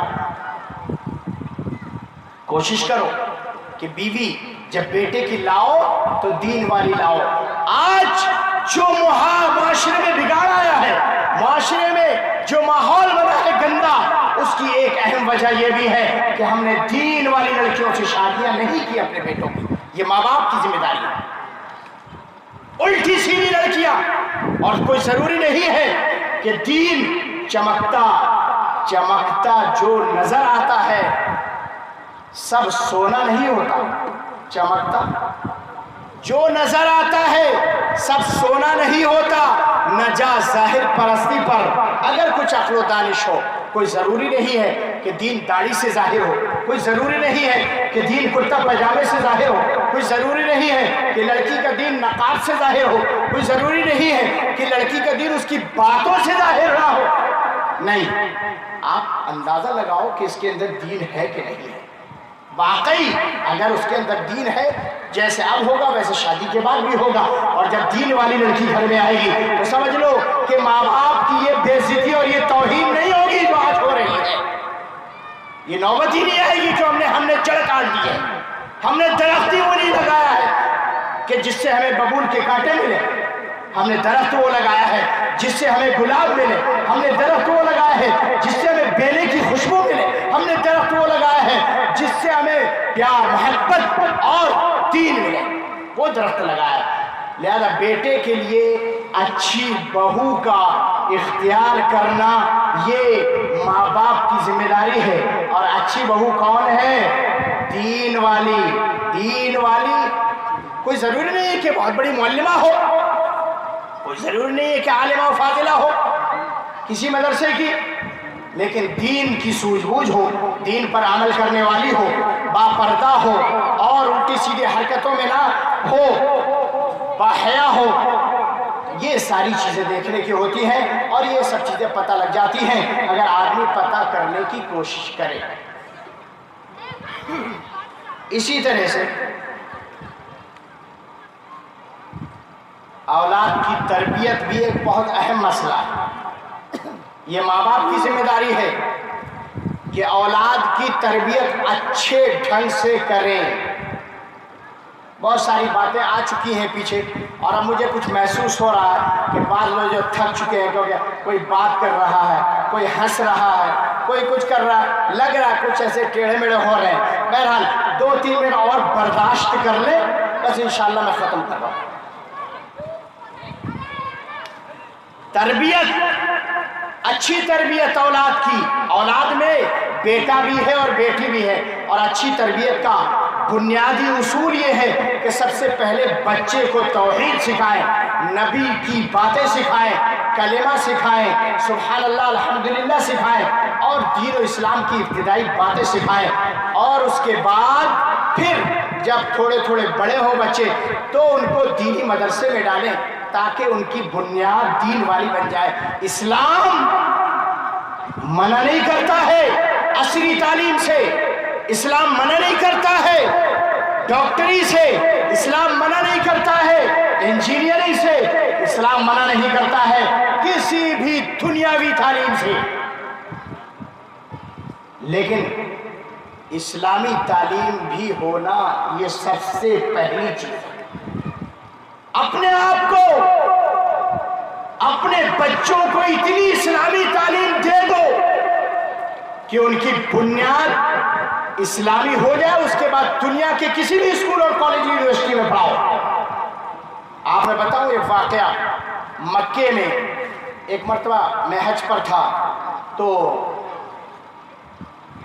ایک شیخ ملے مجھے، سعودی شیخ۔ مسجد خیف یہ مینا کے اندر واقع ہے اور جو حج کرنے گئے انہوں نے دیکھی ہے۔ مسجد خیف میں ہم بیٹھے ہوئے تھے، ایسے 2 لوگ تھے ہم، اچانک ایک شیخ ہمارے برابر میں آ کر کے بیٹھے۔ تھوڑی دیر کے بعد ان کو فون کی ضرورت پڑی، انہوں نے ہمارے موبائل سے فون کیا اپنے گھر۔ تو ہم نے پوچھا کہ آپ کہاں سے ہیں، کیسے ہیں؟ انہوں نے کہا میں مکے ہی کا ہوں اور موبائل نہیں لے کر آیا ہوں کیونکہ حج کے یہ 5 دن ہوتے ہیں اللہ کی عبادت کے لیے، لہذا ان 5 دنوں میں خوب اپنے آپ کو خالی رکھ کر میں اللہ کی عبادت کر لوں، اب بعد میں تو موبائل لگا ہی رہتا ہے، کبھی ایمرجنسی آ گئی تو آپ لوگوں کے موبائل سے کال کر لوں گا۔ بڑی اچھی بات ہے۔ پھر پوچھا ان سے کہ شیخ جو ہے آپ کیا کرتے ہیں؟ ہم سے وہ پوچھنے لگے، ہم نے کہا ہم تو ابھی پڑھتے ہیں۔ تو بولے اچھا، تو بڑے خوش ہوئے، کہاں کے ہیں؟ ہندوستان کے۔ اچھا کون ہے بھائی؟ جیسے ہم نے، انہوں نے خود ہی کہا کون ہو بھائی؟ سلفی؟ الحمدللہ، بہت خوش ہوئے سن کر کے۔ اور اس کے بعد پھر انہوں نے کہا میں ایک ڈاکٹر ہوں، MBBS، برٹن سے میں نے ڈاکٹری پڑھی ہے۔ کہاں؟ برطانیہ سے۔ برطانیہ سے میں نے ڈاکٹری پڑھی ہے۔ تو ہم نے پوچھا کہ شیخ جو ہے آپ وہاں کیسے پڑھتے تھے؟ تو بتانے لگے کہ وہاں پر تو گندا ننگا ماحول ہے، تو میں اپنا کمرہ ہمیشہ بند رکھتا تھا، کلاس میں جاتا تھا، اس کے بعد جب لوٹ کر کے آتا تھا تو ان کے ناچ گانے تماشے جو بھی چلتے تھے میں اندر سے بند کر لیتا تھا، وہ دھکے مارتے تھے کھولنے کے لیے لیکن میں کبھی نہیں کھولتا تھا، اور میں جو ہے ہمیشہ اپنے آپ کو ان سے بچا کر کے رکھتا تھا جتنے دن میں نے پڑھا۔ اور یہ ماشاءاللہ ان کی داڑھی اور بڑے علمی انداز میں بات کرنے کا انداز، پیار بھرے انداز میں بات کرنا، اس سے اندازہ ہوا کہ بڑے دیندار آدمی ہیں۔ بعد میں جب 2 دن اور گزر گئے، بولے حج تمہیں ہمارے ساتھ ہی کرنا ہے، ہم نے کہا ٹھیک ہے ساتھ میں رہتے ہیں۔ ساتھ میں ہی ہم نے 5 دن ان کے ساتھ گزارے۔ 5ویں دن انہوں نے کہا کہ ایسا ہے آپ ہمارے گھر چلو اور کچھ بیٹھتے ہیں، یہاں تو دنیا کی باتیں نہیں کر پائے، ایسا چلتے ہیں تھوڑا گھر چل کے کچھ گفتگو کرتے ہیں۔ گھر لے گئے وہ، تھوڑا آرام کیا، بیٹھے۔ اس کے بعد اذان ہوئی، نماز پڑھنے گئے، دیکھا کہ مسجد میں وہی شیخ امامت کر رہے ہیں۔ کیا کر رہے ہیں؟ امامت۔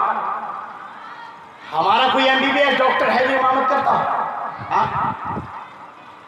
کیوں؟ اتنا پتہ ہی نہیں ہے اس کو دین کے بارے میں۔ اب میں نے اس سے پوچھا نماز کے بعد کہ شیخ آپ امامت بھی کرتے ہیں، آپ ڈاکٹر بھی؟ کہہ رہے ہاں میں نے MBBS وہاں سے پڑھا ہے اور یہاں ام القریٰ یونیورسٹی جو مکے کی ہے، یہاں پر میں نے BA کیا ہے دینی تعلیم میں۔ تربیت ہو تو ایسے ہو۔ یہ ممکن ہے کہ ہم اپنی اولاد کو دین والا بھی بنائیں اور دنیا والا بھی بنائیں، دنیا بھی کمائے اور دین بھی اس کے ہاتھ میں ہو۔ ہماری اولاد کیوں بگڑ رہی ہے آج؟ لڑکے ہیں کھلے آوارہ گھوم رہے، جہاں چاہتے جاتے، رات میں کب آ رہے ہیں، کب گھر میں آ کر سو رہے ہیں، کوئی پتہ نہیں۔ نہ باپ پوچھتا ہے نہ ماں پوچھتی ہے۔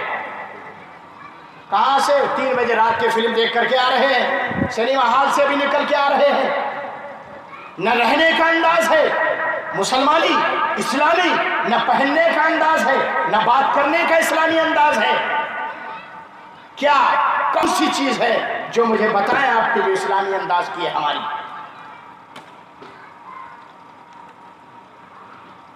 ممکن ہے میرے بھائیوں، دین اور دنیا دونوں جمع کرنا ممکن ہے، اور دین کے پیچھے دنیا آتی ہے بھاگ کر کے، دنیا کے پیچھے دین کبھی نہیں آتا ہے بھاگ کر کے۔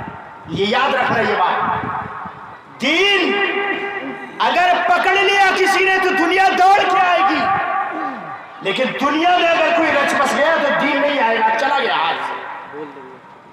یہ یاد رکھنا یہ قاعدہ کلیہ ہے۔ تو اولاد کی تربیت ایسی نہ کرو کہ کھڑے ہو کر کتے کی طرح جہاں چاہے پیشاب کرنا شروع کر دے، نماز کی پابندی نہ کرے، فیشن ایک سے ایک اعلیٰ قسم کا، مرد عورتوں کے کپڑے، عورتیں مرد کے کپڑے، داڑھی رکھنا تو بہت دور کی بات ہے میرے بھائیوں، یہ تو ایک عام بیماری بن چکی ہے۔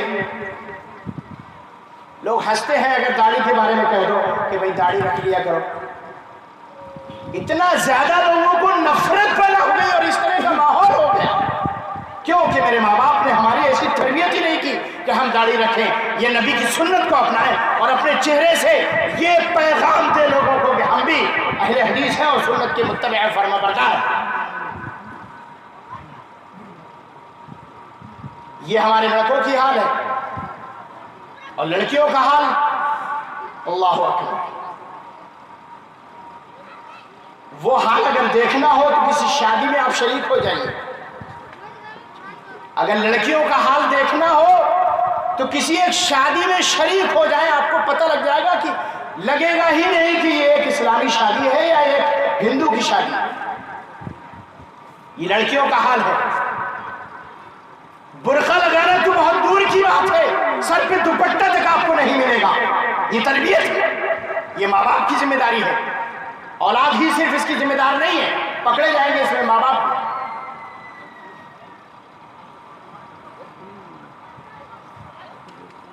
چوراہوں پر یا عام راستوں میں اگر شادی ہو تو دیکھو آپ لڑکیوں کو کیسے گھومتی ہوئی نظر آئیں گی۔ برا لگے گا ضرور آپ کو، یہ بات بڑی کڑوی ہے، لیکن کیا بتائیں، کہنا پڑ رہا ہے، تکلیف ہوگی لوگوں کو۔ اور کتنے ماں باپ ایسے ہیں کہ جو سنتے بھی ہیں سمجھتے بھی ہیں، لیکن اللہ اکبر، اللہ انہیں ہدایت دے اور ہمیں بھی صحیح ہدایت دے کہ اپنے اولاد کی صحیح تربیت کریں۔ افسوس کا مقام ہے کہ لڑکیاں جو غلط کاریاں ہیں وہ الگ رہی، جو غلط کاریاں ہیں وہ الگ ہیں۔ شراب پینا، جوا کھیلنا، شطرنج کھیلنا، چوراہوں پر جگہ جگہ بیٹھ کر کے الٹی سیدھے لوگوں پر طنز کرنا، غیبت چگلی، یہ ساری چیزیں کرنا، یہ سب چیزیں ایک طرف، لیکن یہ جو پہلو ہے میرے بھائیوں تربیت کا، یہ بڑا کمزور ہے، شاید نہ کے برابر۔ ورنہ کسی کی لڑکی کسی سے باہر ہو، باپ موجود ہو، اور اس کی لڑکی آوارہ مثلا بدریہ میں جا کر کے گھومے، نوجوان لڑکی، افسوس کی بات ہے بے پردہ ہو کر کے ڈوبنے کی جگہ ہے۔ لیکن بعض لوگ اسی کو شان سمجھتے ہیں، اسی کو تہذیب کا نام دیتے ہیں، اسی کو ثقافت کا نام دیتے ہیں، اسی کو موجودہ دور کی جدید ترقی کا نام دیتے ہیں، اسی کو تمدن کہا جاتا ہے۔ ہائے افسوس، یہ ننگا پن، یہ بے پردگی، یہ گھومنا اور پھرنا لڑکیوں کا، اگر یہی تمدن اور ترقی ہے تو جاؤ دنیا میں تو یہ آپ کو ترقی اور تمدن نظر آ رہا ہے، لیکن آخرت میں اللہ کے یہاں یقیناً اس پہ ہم سے سوال ہو جائے گا کہ آپ نے اپنے بچوں کی تربیت یہ کی۔ لیکن اگر اچھی تربیت کوئی کرے گا، اور تو اور سنیں، اب اس سے بھی بڑے افسوس کی بات، ایک تو ایک لڑکی پردہ نہ لگائے، یوں ہی جوان گھومے، شادیوں میں اسی طرح سے لڑکے لڑکیوں کو کھانے کھلائے، لڑکیاں لڑکوں کو کھانے کھلائے، آپس میں خوب میل جول کریں شادی ہالوں میں اکٹھا ہو کر کے، یہ سب تو ہے ہی، لیکن وہ لڑکی جو پردہ اوڑھ کر کے جائے اس کا مذاق اڑایا جائے، یہ اس سے بھی زیادہ افسوس کی بات ہے۔ یہ لڑکی کا مذاق نہیں ہے، یہ کسی پردے کا مذاق نہیں ہے، یہ اس بچی کا مذاق نہیں ہے، یہ مذاق اللہ کے فرمان اور سنت رسول صلی اللہ علیہ وسلم کا، یہ اس کا مذاق ہے، دین کا مذاق ہے کہ پردہ دین ہے، نہ محرم لڑکے سے بات کرنا یہ دین، نہ کرنا دین ہے۔ اب جب اس لڑکی کا اگر آپ مذاق اڑائیں گے تو یہ پھر دین کا مذاق اڑانا ہوا، تو یہ سمجھ لو کہ یہ بہت بڑا جرم ہے۔ قُلْ أَبِاللَّهِ وَآيَاتِهِ وَرَسُولِهِ كُنْتُمْ تَسْتَهْزِئُونَ، اللہ کا فرمان ہے، یہ قرآن کی آیت ہے کہ اللہ سے، رسول سے، اللہ کی نشانیوں سے آپ مذاق اڑا رہے ہو۔ اَكَفَرْتُمْ بَعْدَ ایمانکم، اللہ نے فرمایا کہ کیا تم ایمان لانے کے بعد کافر ہو گئے؟ اللہ کے دین کا اگر کوئی مذاق اڑاتا ہے، اللہ کے فرمان کا اگر کوئی مذاق اڑاتا ہے، یا محمد الرسول اللہ صلی اللہ علیہ وسلم کی سنت کا مذاق اڑاتا ہے، تو یہ سمجھ لو کہ ایمان کے بعد کفر ہے۔ بڑی بات ہے، معمولی بات نہیں ہے یہ۔ اگر کوئی داڑھی کا مذاق اڑا رہا ہے تو یہ سنت رسول کا مذاق ہے، اگر کوئی ٹخرے سے اوپر پجامہ پہننے والے کا مذاق اڑاتا ہے تو یہ سنت رسول کا مذاق ہے۔ اسی طرح سے اگر کوئی پردے والی عورت کا یا لڑکی کا مذاق اڑاتا ہے، یا غیر محرم مرد سے بات نہ کرنے پر اس کا مذاق اڑاتا ہے کہ ارے آج کل کے ماحول میں یہ کون ہے، یہ بوڑھی آ گئی، ارے یہ کون ہے، یہ تو لگ رہا پرانے زمانے کی کوئی عورت آ گئی، کہاں کی ہو تم، کس جگہ کی ہو، کیسے آ گئی یہاں، ہاں یہ کیا ہے میرے بھائیوں؟ یہ اسلامی تربیت ہے ہماری، یہ ماں باپ کی ذمہ داری ہے۔ سنبھالو اپنی اولاد کو، لڑکے ہو یا لڑکیاں، آوارہ گھما رہے ہو اور اس طرح سے الٹی سیدھے حرکتیں وہ کر رہے ہیں جو سرے سے دین کے خلاف ہیں، اللہ اور اس کے رسول کے خلاف ہیں، اس میں کہیں بھی ذرہ برابر اہل حدیثیت کا کوئی بھی شائبہ نہیں۔ تو یہ ماں باپ کی ذمہ داری ہے کہ وہ اپنی اولاد کی اچھے ڈھنگ سے تربیت کرے، اگر تربیت کرتا ہے تب تو ٹھیک ہے، اور تربیت نہیں کرے گا تو پھر اس کے لیے مشکل ہوگی ضرور۔ ایک اور چیز، ساری اولاد میں برابری، انصاف سے کام لیں۔ ایسا نہ ہو کہ ایک اولاد، ایک بچے کو آپ جو ہے زیادہ وہ کر رہے ہیں اور دوسرے بچے کو کم، یا بیٹی اور بیٹوں میں آپ تفریق کر رہے ہیں، بیٹوں کو زیادہ پیار دیتے ہیں، بیٹیوں کو آپ دیکھنا تک پسند نہیں کرتے جیسے کہ کفار مشرکین کرتے تھے، اور ان کو شرم آتی تھی، عار آتی تھی۔ تو میرے بھائیوں اس طرح نہیں ہونا چاہیے۔ یہ ماں باپ کی ذمہ داری ہے کہ اپنی ساری اولاد، خواہ وہ بیٹا ہو، بیٹی ہو، کوئی بھی ہو، چھوٹا ہو یا بڑا ہو، سب کے درمیان انصاف سے کام لیں گے، تب جا کر کے ماں باپ کی ذمہ داری ادا کریں۔ اسی طرح سے اولاد جب 7 برس کی ہو جائے تو نماز کا حکم دے، اور جب 10 برس کی ہو تو پھر اس کی پٹائی کرنے تک کا حکم ہے۔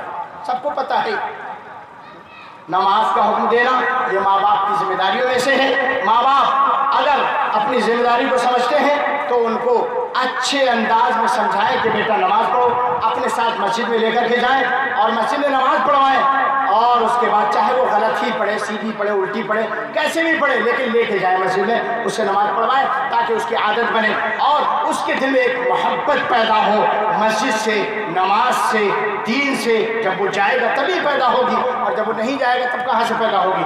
تو میرے بھائیوں، اور بھی بہت ساری چیزیں تھیں لیکن وقت بھی بہت ہو چکا ہے شاید، اور لوگ بھی تھک چکے ہیں، اور تقریباً بعض احباب پر دیکھ رہا ہوں نیند کا بھی غلبہ ہے اور اکتاہٹ کی بھی شکار ہیں۔ باتیں تو بہت ساری کہنے کی تھی لیکن میں سمجھتا ہوں کہ اسی میں کفایت ہے اور یہی کافی ہوگا، کیونکہ اس سے زیادہ کہنے کے لیے اب بہت کچھ بچا نہیں ہے۔ ماں باپ ایک اہم اور قیمتی تحفہ ہے، ماں باپ انمول تحفہ ہے، لہذا ان کی قدر کریں اور اولاد کی اچھے ڈھنگ سے تربیت کریں۔ میرا آج کی تقریر کا یہی خلاصہ ہے، اور رچھا کی سرزمین پر آج کے اس چھوٹے سے مجمع کو یہی پیغام ہے، اور میرا یہ بھی کہنا ہے کہ جو سنے وہ دوسرے کو بھی بتائے کہ